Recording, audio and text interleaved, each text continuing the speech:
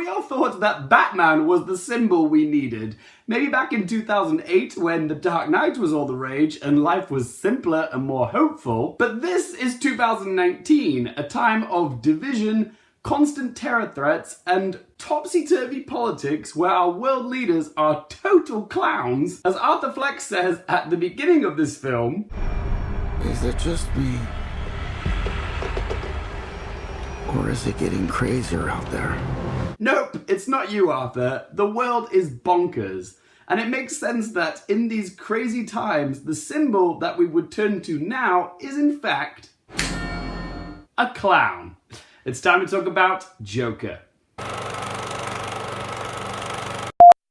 Hey up guys, so I just saw the new highly anticipated Joker film, which is directed by Todd Phillips, the man who gave us films like The Hangover and Due Date, and stars Joaquin Phoenix as Arthur Fleck, aka the titular Joker. The Joker has always been the villainous counterpart to the heroic Batman, and we've seen plenty of interpretations of the Joker before, what with Jack Nicholson, Heath Ledger, Mark Hamill, and Jared Leto.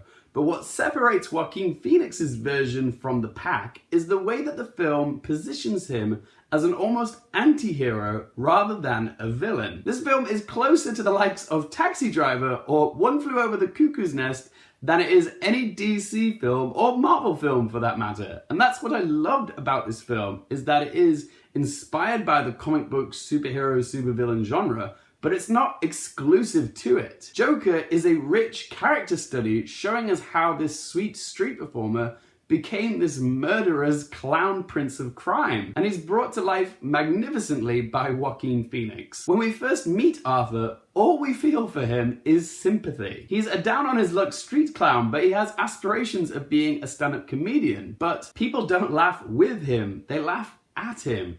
He's constantly being ridiculed by everyone around him. He also loves his mother, who he takes care of, but in this very grim apartment in a crime-ridden city. He has 7 different types of medication, and he has a condition which can only be described as laughing Tourette's. And what Todd Phillips and Joaquin Phoenix do wonderfully in this film is give us a sense of how the Joker is forged out of this oppressed society. Gotham is a city of haves and have-nots, and it's left its citizens angry. And when the Joker commits his first crime, the public response isn't outrage, it's applause, which is something that Arthur has been craving all his life. He just wants to be seen and heard. Who of us can't relate to that? The build-up to Arthur becoming the Joker is a slow one, but it's a rewarding experience because it feels plausible and earned. Because Arthur's journey from the beginning is framed from a sympathetic lens, we're rooting for him by the time he finally gets noticed by the world, even if it's for terrible reasons. How Todd Phillips manages to make a murderer's journey feel cathartic for the audience is kind of messed up when you think about it. That's why this is such a riveting film, because it succeeds in getting you to cheer for the villain. It's a brilliantly complex performance from Joaquin Phoenix. He's undoubtedly going to be compared to all the other people that have played the Joker before him. But when people see this, nobody is going to say that he is in anybody else's shadow. He makes the role his own. Right down to the deranged seagull laugh and the way that he wistfully dances like the whole world is his stage. All that early Oscar buzz is totally warranted. He deserves a nomination. It is a career highlight for Joaquin Phoenix. In the end, guys, Joker is a comic book movie, but unlike anything that you've seen before in the genre. There's no bombs or skybeam portals, it's just a fascinating exploration of an unseen, unstable individual brought to the lowest depths by the society around him.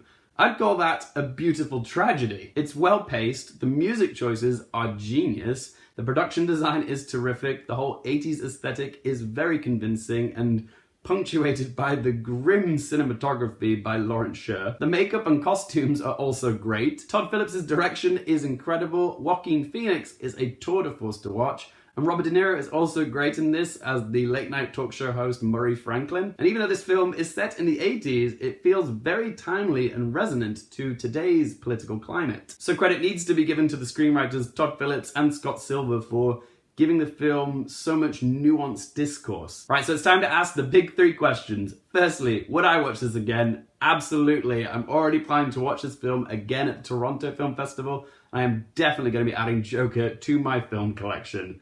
Question number 2, do I recommend it for you guys? Absolutely. Everyone should see this film, over the age of 18 of course, because of the R rating. Joker is something very special. You will be entranced watching it. Go see it in the cinema, you will not regret it. And question number 3, what score am I going to give it out of 10? I don't like to say the word masterpiece too often, but I'm looking for flaws and I just can't find any. I really loved every second of Joker. I think it is masterful. So I'm going to give Joker a score of 10 out of 10. And like The Dark Knight before it, it gives me great pleasure to award it the highest ranking I can give it and say that Joker is a film that everybody should see before they die. It's phenomenal. There we go, guys. That is my review of Joker. But remember, this is just one bloke's opinion. I want to hear from you guys.